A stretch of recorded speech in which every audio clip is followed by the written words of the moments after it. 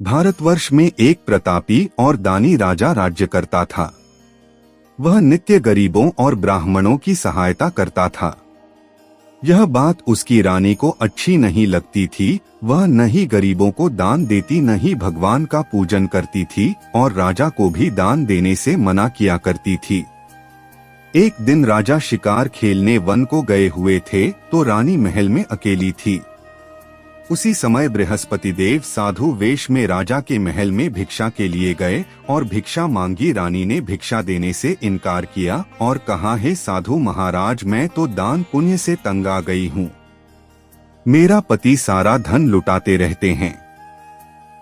मेरी इच्छा है कि हमारा धन नष्ट हो जाए, फिर न रहेगा बांस न बजेगी बांसुरी। साधु ने कहे, देवी तुम तो बड़ी विचित्र हो। धन संतान तो सभी चाहते हैं, पुत्र और लक्ष्मी तो पापी के घर भी होने चाहिए।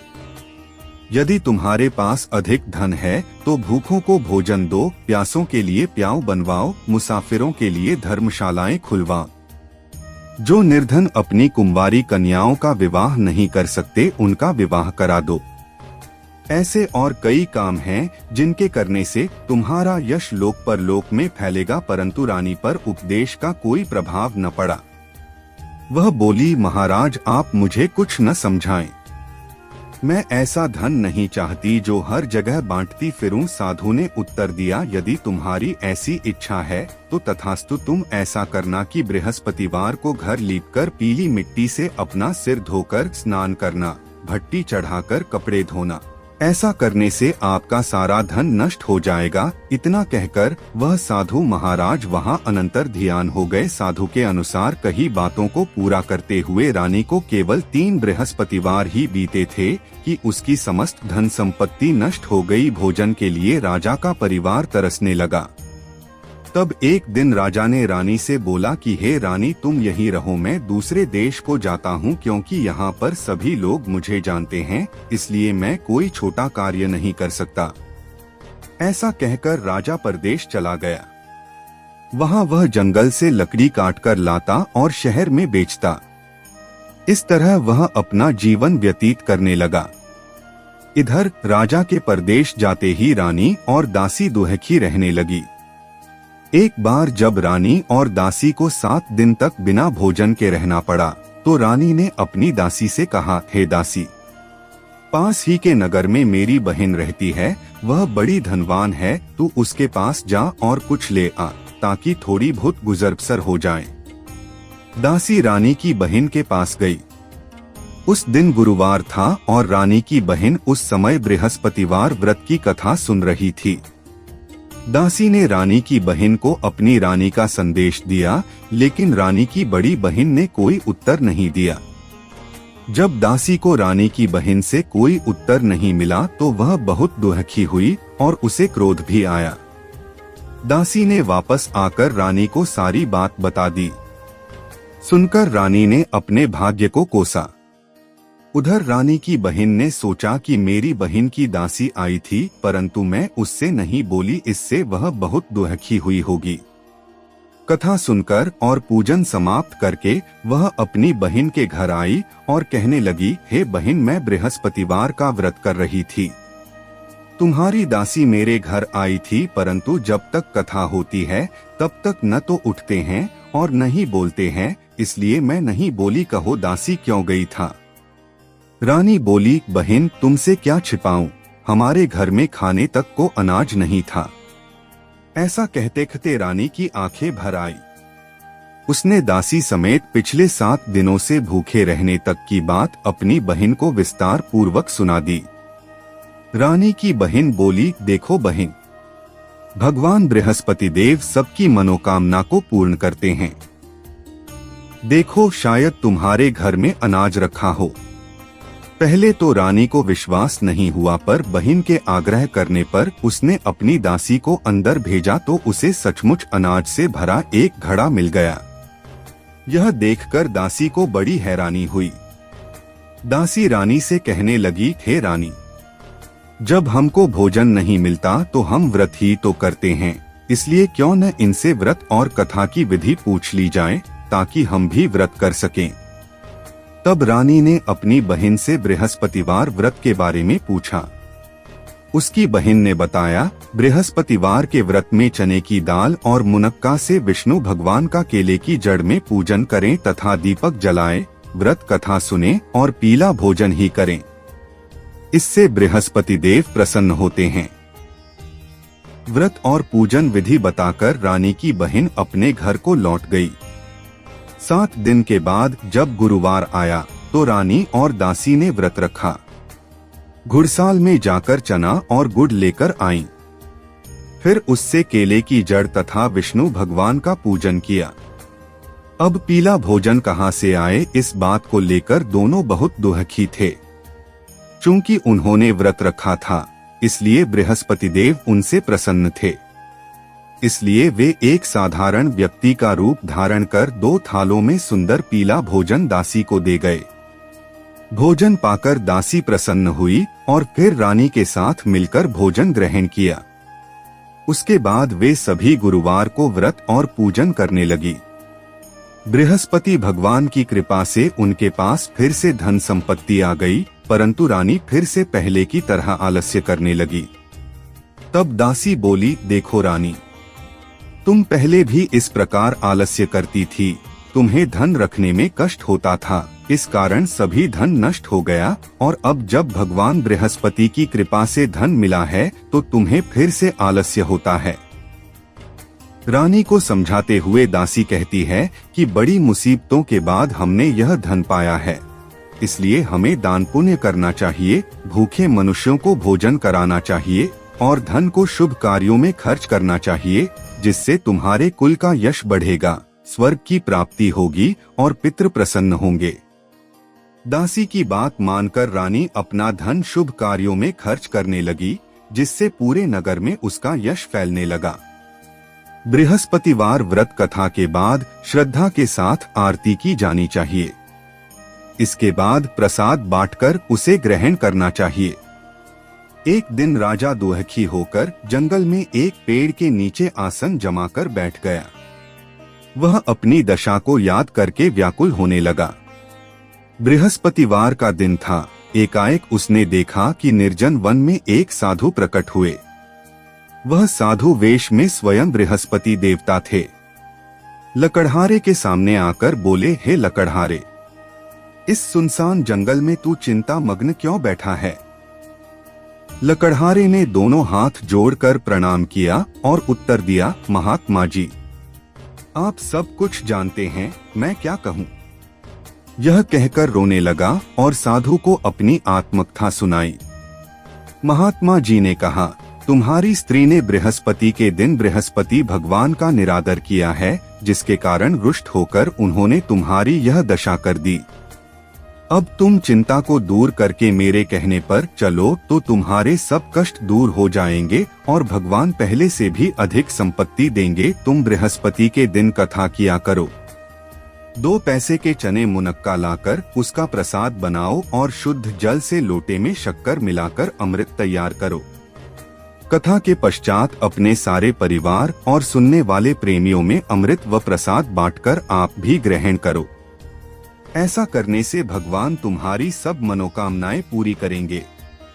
साधु के ऐसे वचन सुनकर लकड़हारा बोला, हे प्रभु, मुझे लकड़ी बेचकर इतना पैसा नहीं मिलता जिससे भोजन के उपरांत कुछ बचा सकूं।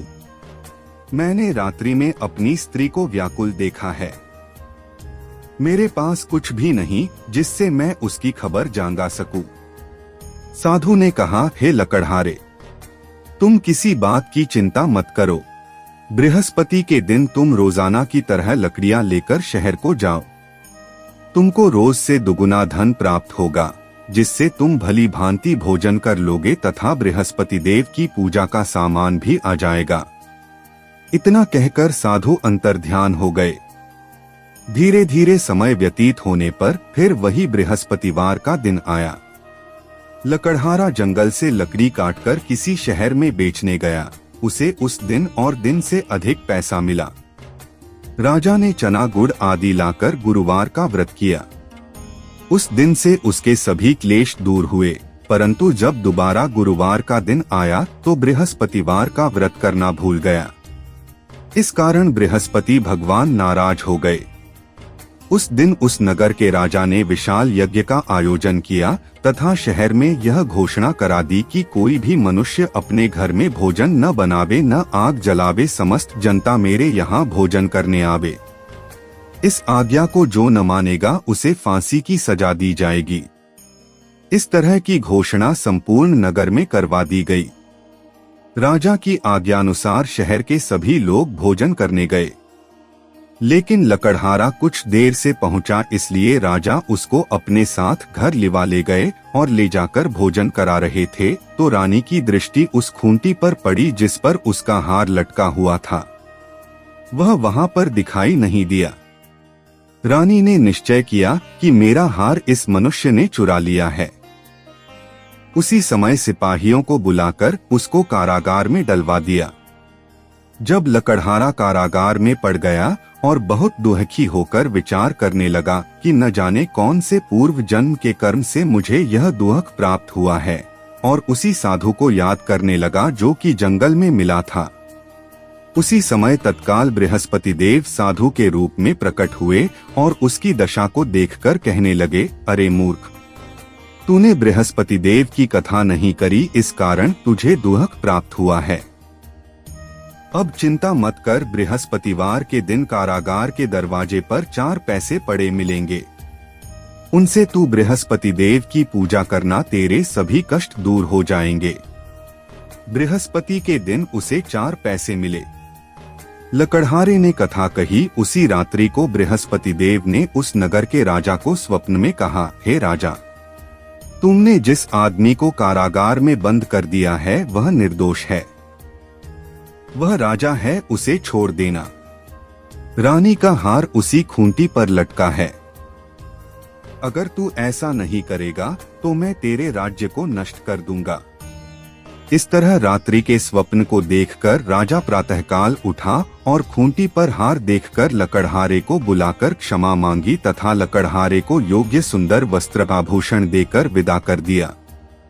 बृहस्पति देव की आज्ञानुसार लकड़हारा अपने नगर को चल दिया। राजा जब अपने नगर के निकट पहुंचा तो उसे बड़ा आश्चर्य हुआ। नगर में पहले से अधिक बाग, तालाब, कुएं तथा बहुत सी धर्मशाला, मंदिर आदि बन गई हैं। राजा ने पूछा, यह किसका बाग और धर्मशाला है? तब नगर के सब लोग कहने लगे, यह सब रानी और बांदी के हैं। तो राजा को आश्चर्य हुआ और गुस्सा भी आया। जब रानी ने यह खबर सुनी कि राजा आ रहे हैं तो उन्होंने बांदी से कहा कि हे दासी, देख राजा हमको कितनी बुरी हालत में छोड़ गए थे। हमारी ऐसी हालत देखकर वह लौट न जाएं, इसलिए दरवाजे पर खड़ी हो जा। आज्ञानुसार दासी दरवाजे पर खड़ी हो गई। राजा आए तो उन्हें अपने साथ लिवा लाई। तब राजा ने क्रोध करके अपनी रानी से पूछा कि यह धन तुम्हें कैसे प्राप्त हुआ है? तब उन्होंने कहा, हमें यह सब धन बृहस्पति देव के इस व्रत के प्रभाव से प्राप्त हुआ है। राजा ने निश्चय किया कि 7 रोज बाद तो सभी बृहस्पति देव का पूजन करते हैं, परंतु मैं प्रतिदिन दिन में 3 बार कहानी तथा रोज व्रत किया करूंगा। अब हर समय राजा के दुपट्टे में चने की दाल बंधी रहती तथा दिन में 3 बार कहानी कहता। एक रोज राजा ने विचार किया कि चलो अपनी बहन के यहाँ हो आवें। इस तरह निश्चय कर राजा घोड़े पर सवार हो अपनी बहन के यहाँ को चलने लगा। मार्ग में उसने देखा कि कुछ आदमी एक मुर्दे को लिए जा रहे हैं। उन्हें रोककर राजा कहने लगा, अरे भाइयों, मेरी बृहस्पति देव की कथा सुन लो। वे बोले, लो, हमारा तो आदमी मर गया है, इसको अपनी कथा की पड़ी है। परंतु कुछ आदमी बोले, अच्छा कहो, हम तुम्हारी कथा भी सुनेंगे। राजा ने दाल निकाली और जब कथा आधी हुई थी कि मुर्दा हिलने लग गया, और जब कथा समाप्त हो गई तो राम राम करके मनुष्य उठकर खड़ा हो गया। आगे मार्ग में उसे एक किसान खेत में हल चलाता मिला। राजा ने उसे देख और उससे बोले, अरे भैया, तुम मेरी बृहस्पतिवार की कथा सुन लो। किसान बोला, जब तक मैं तेरी कथा सुनूंगा तब तक 4 हरिया जोत लूंगा। जा अपनी कथा किसी और को सुनाना। इस तरह राजा आगे चलने लगा। राजा के हटते ही बैल पछाड़ खाकर गिर गए तथा किसान के पेट में बड़ी जोर का दर्द होने लगा।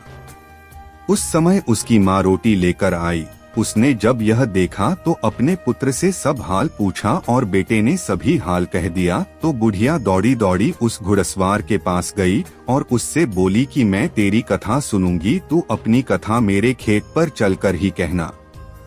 राजा ने बुढ़िया के खेत पर जाकर कथा कही, जिसके सुनते ही वह बैल उठ खड़ हुए तथा किसान के पेट का दर्द भी बंद हो गया। राजा अपनी बहन के घर पहुंचा। बहन ने भाई की खूब मेहमानी की। दूसरे रोज प्रातःकाल राजा जगा तो वह देखने लगा कि सब लोग भोजन कर रहे हैं। राजा ने अपनी बहन से कहा, ऐसा कोई मनुष्य है जिसने भोजन नहीं किया हो, मेरी बृहस्पतिवार की कथा सुन ले।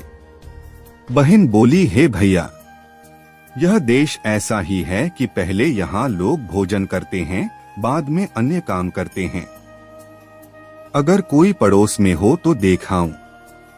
वह ऐसा कहकर देखने चली गई, परंतु उसे कोई ऐसा व्यक्ति नहीं मिला जिसने भोजन न किया हो। अतः वह एक कुम्हार के घर गई जिसका लड़का बीमार था। उसे मालूम हुआ कि उनके यहाँ 3 रोज से किसी ने भोजन नहीं किया है। रानी ने अपने भाई की कथा सुनने के लिए कुम्हार से कहा। वह तैयार हो गया। राजा ने जाकर बृहस्पतिवार की कथा कही, जिसको सुनकर उसका लड़का ठीक हो गया। अब तो राजा की प्रशंसा होने लगी। एक रोज राजा ने अपनी बहन से कहा कि हे बहन, हम अपने घर को जाएंगे, तुम भी तैयार हो जाओ। राजा की बहन ने अपनी सास से कहा। सास ने कहा, हाँ चली जा, परंतु अपने लड़कों को मत ले जाना क्योंकि तेरे भाई के कोई औलाद नहीं है। बहन ने अपने भैया से कहा, हे भैया, मैं तो चलूंगी पर कोई बालक नहीं जाएगा।